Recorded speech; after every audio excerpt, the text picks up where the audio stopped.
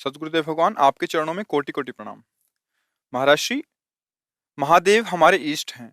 गुरु से शिव मंत्र की प्राप्ति हुई है, पर सुबह शाम महामंत्र संकीर्तन करने और भगवत प्राप्त महात्माओं को सुनने से उनके इष्ट का स्मरण निरंतर चलने लगता है। इस प्रकार राधा कृष्ण राम जी को स्मरण करते हुए महादेव का साक्षात्कार कैसे होगा महाराज श्री? हो जाएगा, महादेव जी प्रसन्न हो जाएंगे। ऐसा नहीं, जैसे भगवान श्री राम कहते शिवद्रोही मम दास कहावा, सो नर मोह सपने उन्हें भावा। अगर कोई भगवान शंकर की निंदा करे, हरि की उपासना करे तो प्रभु हरि को अच्छा नहीं लगता। ऐसे कोई शंकर जी की उपासना करे और हरि की अवहेलना करे तो काकभूषुंड चरित्र पढ़ के देख लीजिए। शंकर जी ने ही श्राप दे दिया, उन्हीं का मंत्र जप रहे थे, उन्हीं के मंदिर में थे। नीच गुरुदेव पधारे और तू खड़ा नहीं हुआ, जा 10,000 योन अजगर की प्राप्त कर। भगवान शंकर ने दंड दे दिया। तो भगवान शंकर और भगवान श्री हरि ये परस्पर कहने को दो हैं, एक ही हैं। तो अगर हम राम कृष्ण हरि नाम सुनाते हैं या राधे श्याम नाम सुनाते हैं तो इससे भगवान बहुत जल्दी प्रसन्न हो जाएंगे। जैसे उदाहरण भी तो होना चाहिए ना, कैसे कैसे आप कह रहे हैं। मार्कंडेय जी भगवान श्री हरि की आराधना कर रहे थे, हरि ध्यान, हरि चिंतन, हरि भजन में मग्न थे। महादेव जी अम्बा सहित नंदिकेश्वर में सवार होकर के वहां नजदीक, अब इतने ध्यानस्थ थे कि उन्होंने आंख ही नहीं खोला। फिर महादेव जी ने अंदर का उनका ध्यान बदला और अंदर पहुंचे महादेव जी अम्बा सहित। तो क्योंकि जो ध्यान हो रहा था हटा, दूसरा ध्यान आया ना, आंख खोला, सामने देखा, जो ध्यान में थे वही सामने खड़े। तो उन्होंने कहा जो भगवान श्री हरि की ऐसी अनन्य भक्ति करता है, मैं अपनी तरफ से उस पर विशेष कृपा करता हूँ। जैसे प्रचेताओं का चरित्र पढ़ के देखना, सरोवर से भगवान महादेव जी प्रकट होकर उनको उपदेश किया। भगवान श्री हरि का जो भक्त है उस पर महादेव जी बहुत प्रसन्न होते हैं, बहुत जल्दी प्रसन्न होते हैं। और जिस पर महादेव जी प्रसन्न होते हैं उसे श्यामा श्याम की प्रीति प्रदान ही करते। जैसे नरसिंह मेहता को सीधे रास में ले गए महादेव जी, परम वैष्णवाचार्य। अगर कोई महादेव जी का उपासक हरि से द्रोह करता है या हरि उपासक महादेव से, तो दोनों का पतन है, वो जानते नहीं इस रहस्य को। एक दूसरे के कहने के हैं। वो कहे महादेव जी से पूछो जाए कि आपका गुरु कौन, तो कहेंगे श्री हरि, वही इष्ट है वही गुरु है। और अगर श्री हरि से पूछो तो कहेंगे महादेव जी। ये देखो ना, राम अवतार में देखो, भगवान शंकर की आराधना कदम कदम पे भगवान श्री राम कर रहे हैं। पुल बांधने जा रहे तो रामेश्वर की स्थापना, और कदम कदम पे हनुमान जी, शिव ही है ना, 11वें रुद्र का अवतार, उनकी चरण सेवा। वो उनको इष्ट गुरु मानते, वो उनको इष्ट गुरु मानते, मतलब दोनों एक ही है। और ये जो परस्पर शैव वैष्णव झगड़ा है, ये अज्ञान है, ये जानते ही नहीं। देखो कितने बड़े वैष्णवाचार्य होकर चरणामृत हरि का धारण करते हैं। गंगा जी क्या है, चरणामृत ही तो है ना। तो अब ऐसा कि हम हरि नाम जपे, महादेव जी नाराज हो जाए, तुम हमारे भगत हो, तुम हमारा नाम नहीं, ऐसा ले। वो जब प्रसन्न होते तो यही देते हैं, आप क्या आराधना करें वो आप जाने, पर हमारा जीवन तो उन्हीं के चरणारविंद में अनन्य था। संन्यास वही, भेष वही, उद्देश्य विरक्त हुआ। उन्होंने हमको वृंदावन दिया, प्यारी जो की उपासना दी, उन्हीं का सारा खेल है। हम तो जानते भी नहीं थे क्या है वृंदावन, क्या है श्यामा से, बिल्कुल नहीं, परिचय ही नहीं। काशी में घाटों पे रहना, उन्हीं क्या है। तो उनका कृपा प्रसाद जब प्रकट होता है तो ये प्रेम प्राप्त होता है, हरि का प्रेम प्राप्त। सभा में अयोध्या में सबको बैठाल करके भगवान श्री राम ऐसे कह रहे हैं कि मैं राजा हूं इसलिए बोल रहा हूं, ऐसी बात नहीं। और एक गुपुत मत सबई कहो कर जोर, शंकर भजन बिना नर भगति न पावे। कह रहे हे अयोध्यावासियों, मैं राजा होकर ऐसा नहीं, मैं बिल्कुल दैन्यता से कह रहा हूं, हाथ जोड़ के कह रहा हूं, और ये गुप्त बात है मेरी। कोई भगवान शंकर का द्रोह करे तो कभी मुझे सुहा नहीं सकता, कभी नहीं। शिवद्रोही मम दास कहावा, सो नर मोह सपने नहीं भावा। भगवान शिव की कृपा से ही मेरी प्रेम लक्षण भक्ति उदय होती। और एक गुपुत मत सबई कहो कर जोर, शंकर भजन बिना नर भगति न पावे। राधा राधा राधा राधा बाबा, प्रारंभ में शंकर जी की ही आराधना से भगवान शंकर उठा देते हैं जीव को। इसका प्रधान कारण है अहंकार के देवता हैं वो अहंकार ही सारे बंधनों का कारण है। महादेव जी अहंकार मिटा देते हैं, दैन्यता। और भगवान श्री हरि के चरणों में दैन्यता का ही आदर होता है। यही दरबार दीन को आदर, रीत सदा चली आई। सुष्मिता जी हैदराबाद से। राधा वल्लभ श्री हरिवंश। गुरुदेव आपके चरणों में कोटि कोटि प्रणाम। गुरुदेव, गुरु में भक्ति बनी रहे इसके लिए निरंतर हमें क्या करना चाहिए? गुरु के आदेश का पालन। गुरु का आदेश जो नाम है, जो मंत्र है, जो उपासना है, उसमें जितना आप आसक्त होकर लगेंगे, गुरु प्रेम उतना ही प्रकट होगा।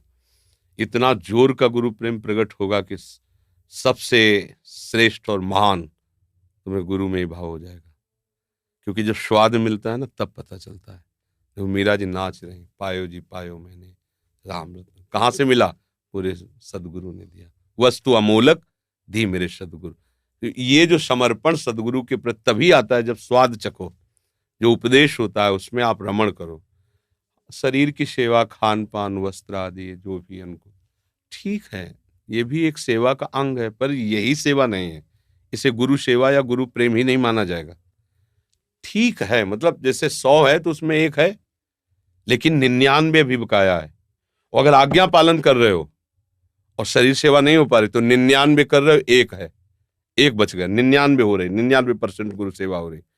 अगर आप उनके शरीर के समीप हो, उनकी सेवा कर रहे हो और आज्ञा पालन नहीं कर रहे, तो मतलब आप 99% खाली हो, कुछ नहीं। चाहे जितने वर्ष रह के देख लो, गुरुद्रोह पैदा हो जाएगा तुम्हारे अंदर एक दिन, क्योंकि गुरु आज्ञा का पालन नहीं। तो शरीर सेवा करते हुए उन्हीं गुरु का आहित करने की बात तुम्हारे मन में आ जाएगी, क्योंकि तुमने स्वाद ही नहीं चखा जो उन्होंने दिया है। तो अब गुरु सेवा करके बाहरी वस्तुओं पर तुम्हारी नजर होगी। गुरु जी के पास कौन चेला आता है, कितना रुपया आता है, क्या प्रॉपर्टी, क्या, और गुरु जी की सेवा में हम हैं तो हम ही यहाँ के महंत बने, हम ही यहाँ के राजा। और अगर गुरु की आज्ञा का पालन किए तो आपको वो मिल गया जो कहीं मिलने वाला है। तब आप नाचोगे कि अरे प्राण न्यौछावर ऐसे गुरुदेव की, जिन्होंने मुझे भगवान दे दिया, जिन्होंने मुझे प्रभु दे दिए। पर ये बात तभी होगी जब उनकी आज्ञा का पालन करो, नाम जप करो, वाणी पाठ करो, सेवा में रहो, उनकी आज्ञा में। तो देखो, भगवान का भजन करने वाले जितने संत जन हैं, वो भगवान के स्वभाव को प्राप्त होते हैं। हम जिसका संग करते हैं उसका रंग चढ़ता है ना, तो भगवान का चिंतन करते हैं, भगवान का नाम जप करते हैं, भगवान के अधीन, तो उनमें भगवान का स्वभाव उतरता है। भगवान का स्वभाव क्या है? सबको प्यार करना। तो सर्वे भवन्तु सुखिनः सर्वे, ये संतों की बात तो है ना, वो सबको प्यार करते हैं। पर आप तभी समझ पाएंगे कि आपको प्यार करते हैं जब आप उनकी आज्ञा का पालन करेंगे।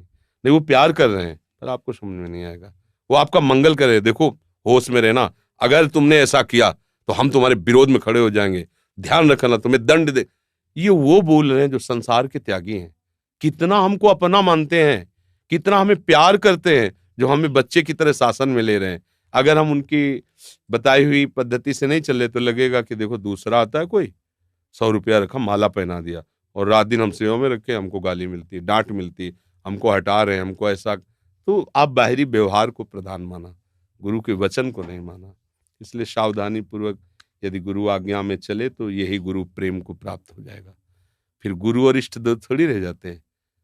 जैसे इष्ट का सर्वत्र दर्शन होता है, ऐसे गुरु का अखंड मंडलाकारम व्याप्तम, सब जगह अपना गुरुदेव। और जब गुरुदेव को पहचान गए तो इष्ट देव के सिवा और कोई था ही नहीं। गुरुदेव कौन थे? इष्ट देव ही गुरुदेव बने थे आकर के अपना परिचय देने के लिए। आप स्वयं आए और जब पर्दा हटा तो आप ही आप थे, दूसरा कोई था नहीं। प्रशांत जी वृंदावन से। सतगुरुदेव भगवान आपके चरणों में कोटि कोटि प्रणाम।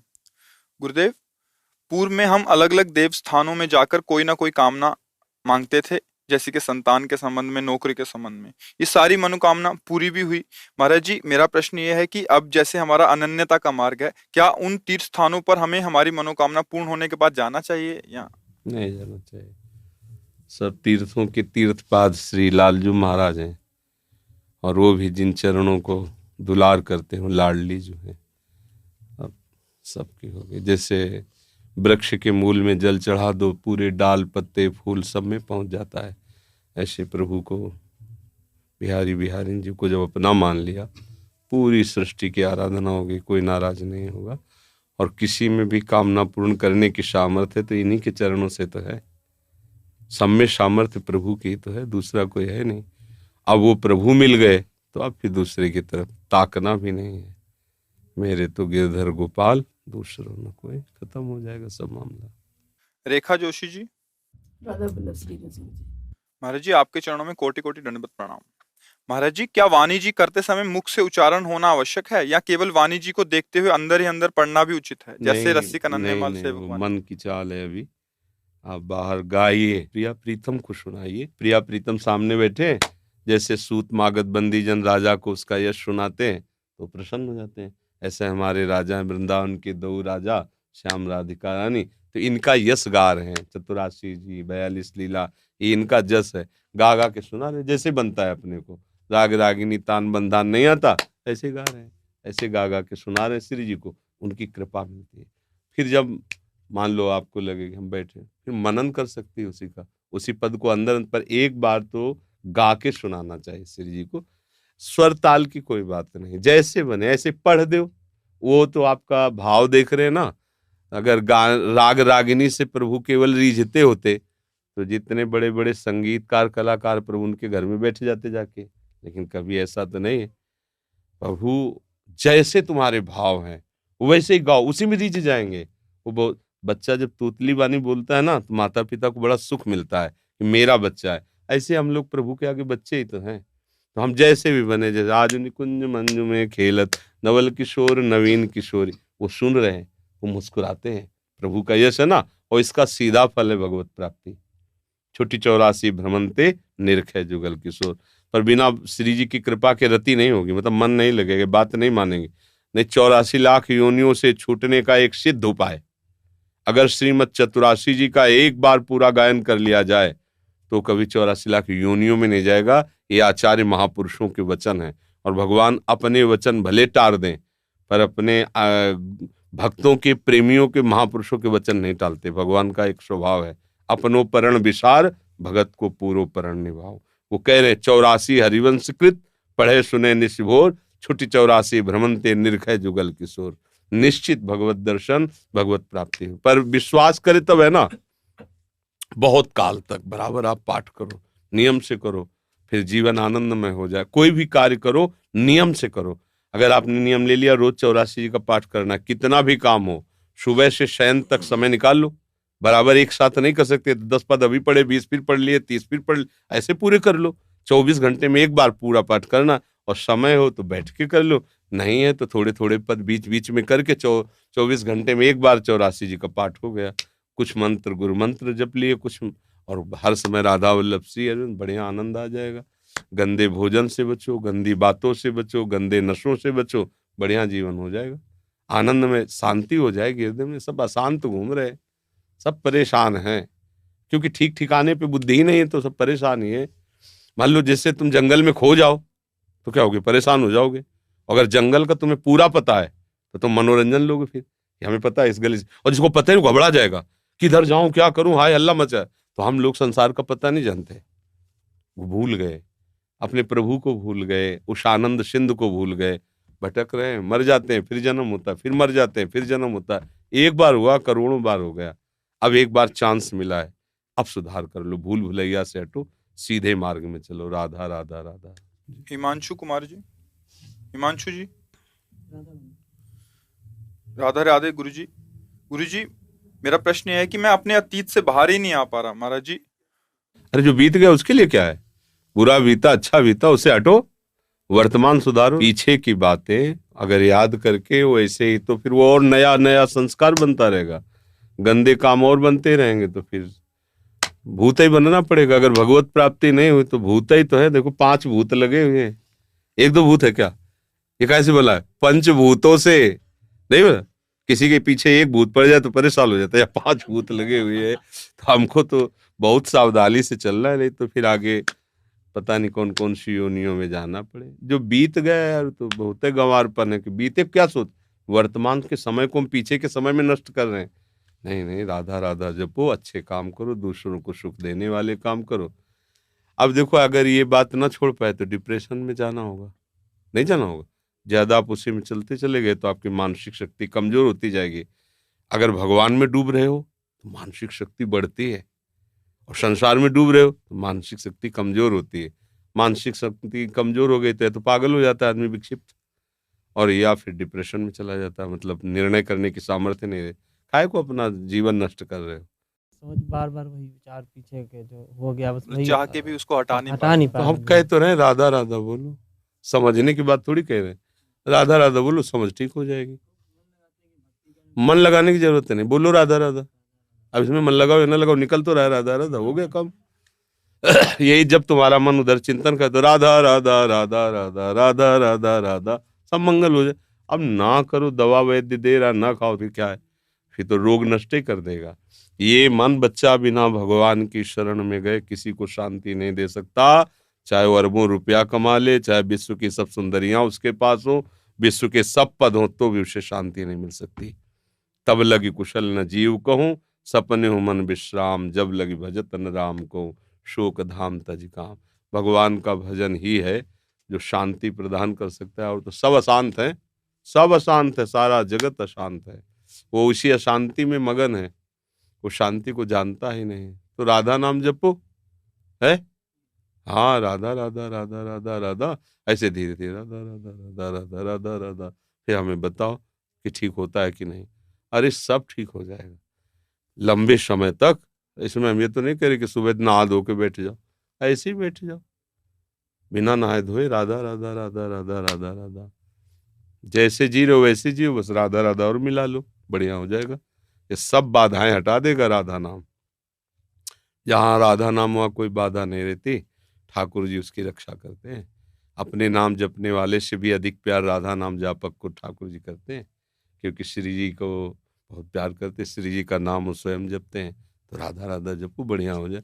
अरे बहुत बढ़िया मनुष्य शरीर मिला है यार। और कोई गंदा नशा मांस वांस से ये सब है, हाँ, तो बढ़िया, बहुत जल्दी फिर पवित्र हो जाएगा हृदय। जो गंदे नशा नहीं करते, मांस वांस नहीं खाते, तो उनका हृदय और जल्दी पवित्र हो जाता है। राधा राधा जपो, ठीक है।